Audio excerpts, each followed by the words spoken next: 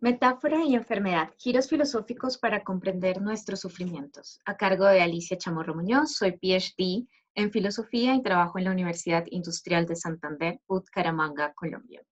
Bien, el proceso que queremos mostrar es qué significa una filosofía de la enfermedad y cuáles son las repercusiones que tiene pensar la enfermedad para una posible antropología filosófica. Eso nos lleva a reflexionar sobre el cambio del ser para la muerte al ser que se enferma, es decir, entender que la pregunta fundamental que nos incita al filosofar tal vez no es aquella que pensaban desde los griegos sobre que el hombre se enfrenta a la muerte y desde ahí comienza el filosofar, sino que tal vez es nuestra condición lábil y no esta finitud que, por ejemplo, también encontraríamos en Heidegger como la idea de ese límite, el que hace que nosotros empecemos a reflexionar sobre su vida. Entonces, lo que estaríamos pensando es más bien el problema de nuestra necesidad y de nuestra leabilidad cuando hablamos de la enfermedad.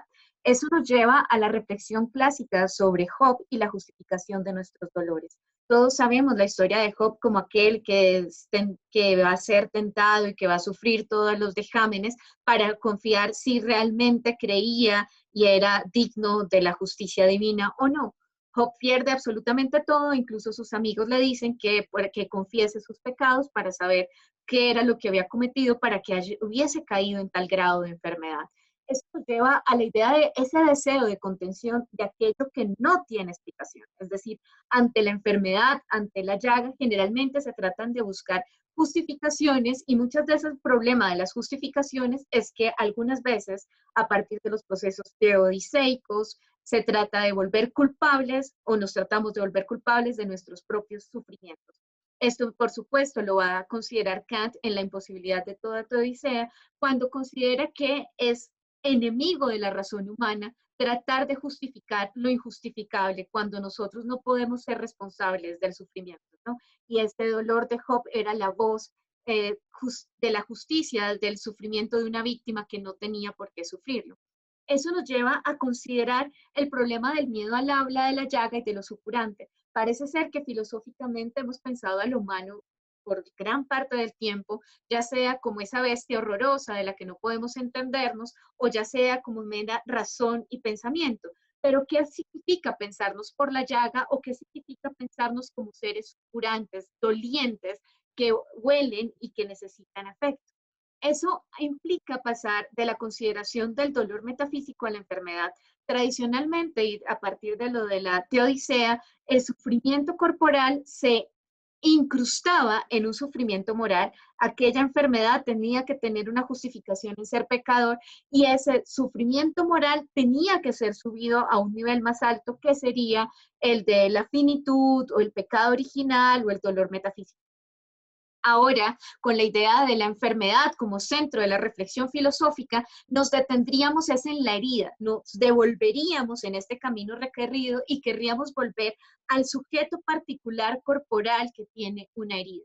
Y en este sentido pasaríamos de la finitud hacia la vulnerabilidad, recogiendo un poco la palabra de Judith Butler, de ser seres vulnerables, porque somos seres corporales extendidos hacia los otros en nuestra existencia extática que necesita el otro y que está constituida en una ontología social, es decir, en unas redes, en unas tramas sociales que soportan nuestra existencia.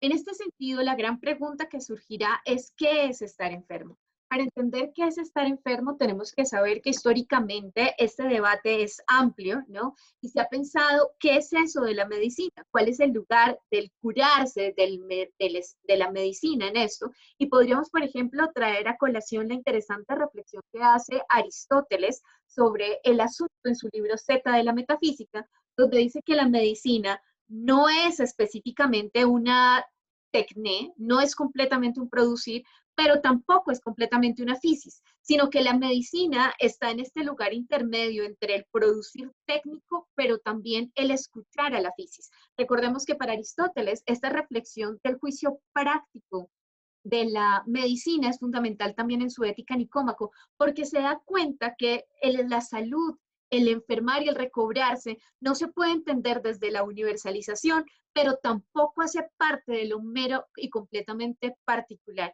Y en este sentido, históricamente hemos pensado en el escuchar, el observar, el preguntar, el visitar o el separar como formas de entender esta relación entre salud y enfermedad.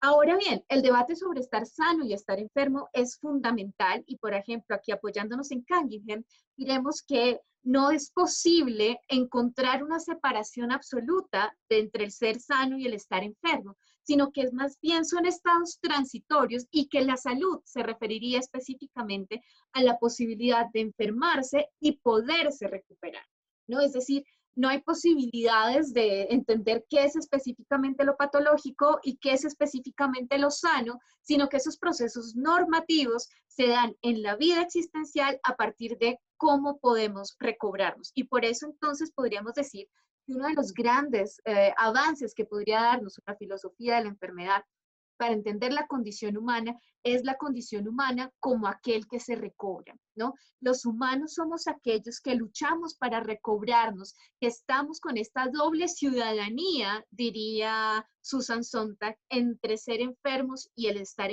sanos, y vamos pasando de un lado al otro, en este sentido eh, lábil de nuestra existencia.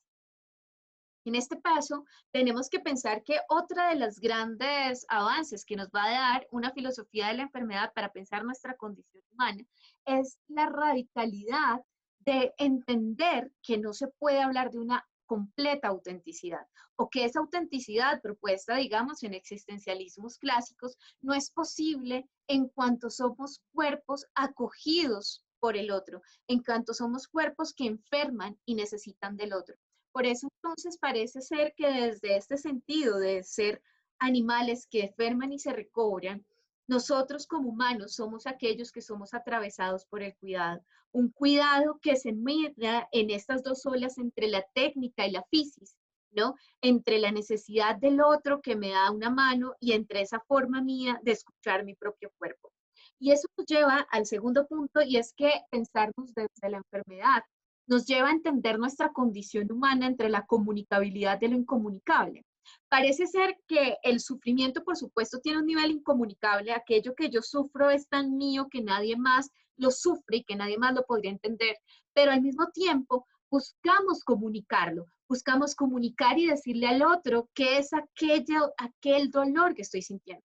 Lo comunicamos a partir de deícticos, me duele aquí, el dolor es acá, pero también lo comunicamos fundamentalmente a partir de procesos metafóricos, a partir de procesos no completamente conceptuales. Y en este sentido tendríamos como una gran conclusión esta que tenemos acá.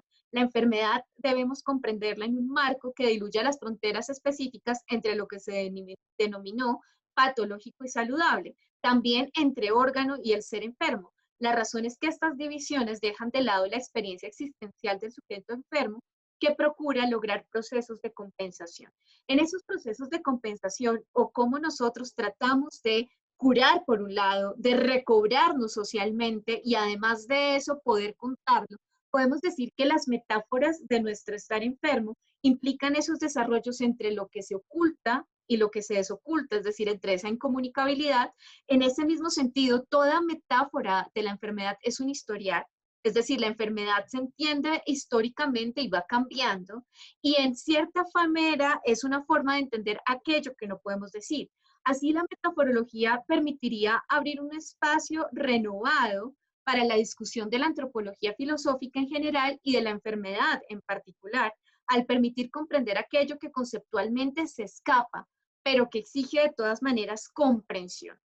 Esto nos lleva a unas discusiones para el futuro, por ejemplo, cómo se pasa de la enfermedad corporal a la enfermedad social, qué significa hablar del cáncer social, qué significa hablar de la insensibilidad social o de la ceguera social, ¿no?